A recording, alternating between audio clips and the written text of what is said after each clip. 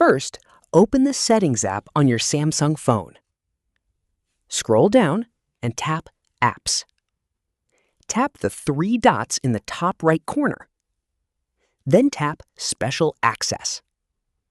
Scroll down and tap Change System Settings. You will see a list of apps that are allowed to modify system settings. Find the third-party app that may be causing the problem. Turn off the toggle next to that app. Now, check if the issue has been resolved.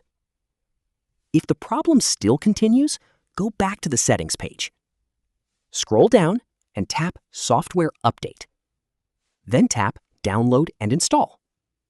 If a software update is available, download and install it. After the update is complete, if the problem still isn't resolved, open the Settings page. Scroll down and tap General Management. Scroll down again and tap Reset. Then tap Reset All Settings. Tap Reset Settings to confirm. Wait for the reset process to finish. Your phone settings will be restored to their default values without deleting your personal data. That's it. These are the best ways to fix the issue on a Samsung phone. If you found this video helpful, don't forget to like the video, subscribe to our channel, and press the bell icon for more tutorials. Thanks for watching.